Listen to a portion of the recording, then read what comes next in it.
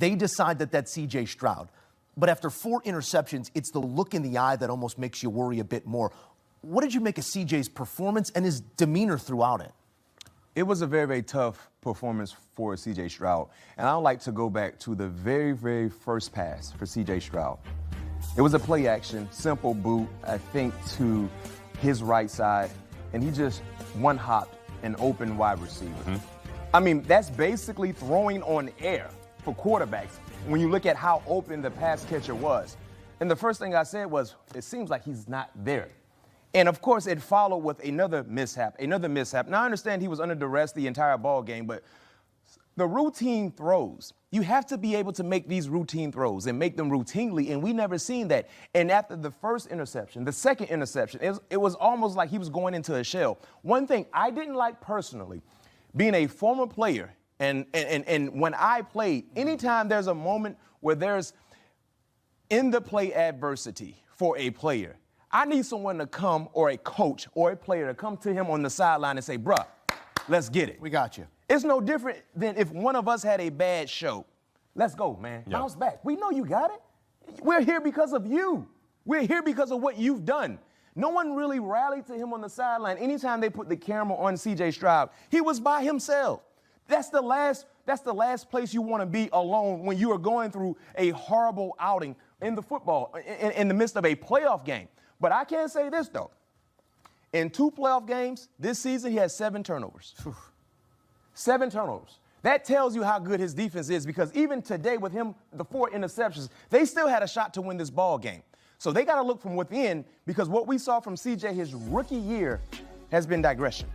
Sometimes you can see confidence or lack thereof in ball location. That's what I'm looking for in some of these games. C.J. Stroud, I'm not sure, targeted a receiver above the waist. JJ, this was dirt and footballs. This was nose of the ball, diving at the ground, guys having to make big plays just to get something out of this offense. Where was the disconnect early on, and why did it continue? Yeah, so he looked shook starting out in this game, and he had struggled with turnovers before the concussion midseason. Remember, Davis Mills goes in there because he was trying to put so much on himself. And so he was struggling with turnovers. He gets concussed. Davis Mills comes in, plays really well for those 3 or so games. He comes back, and it seemed like he was able to see that his team could carry the load without him trying to be Superman. And then he played really. All right, what is up, everybody?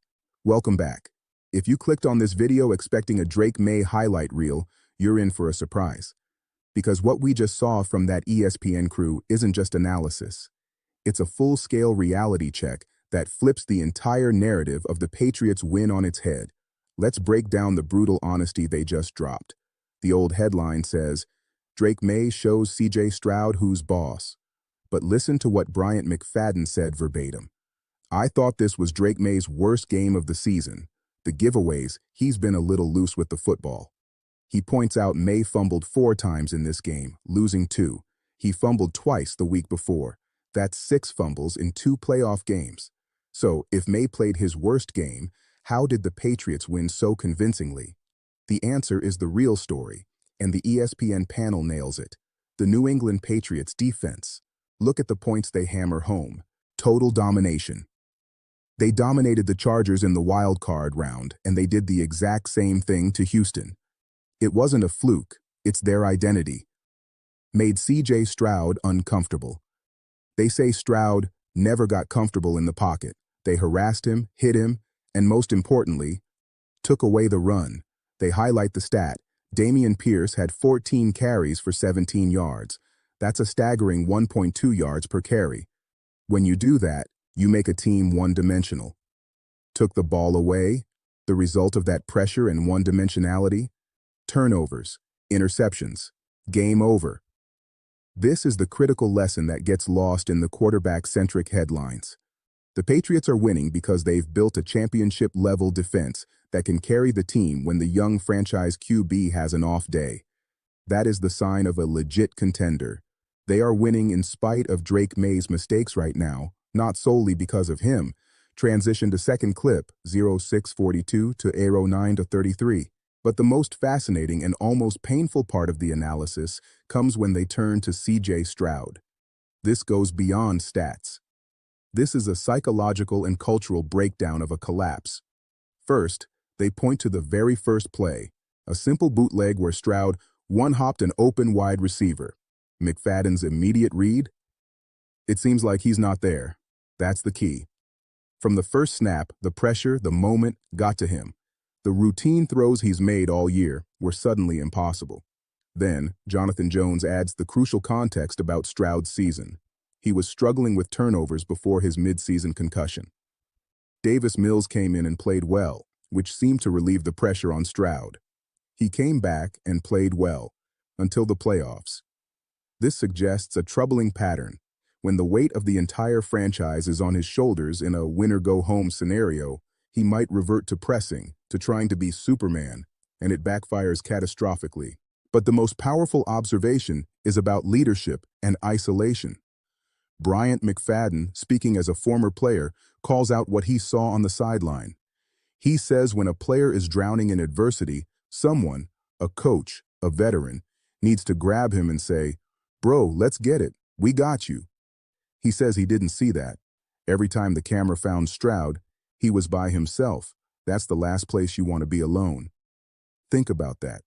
Your quarterback, the leader, is having a historic meltdown, and he's sitting alone on the bench. Where's the offensive line captain?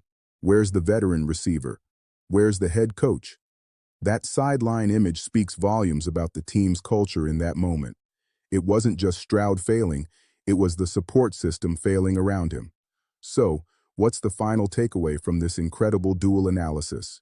The Patriots are advancing because they have constructed a complete team.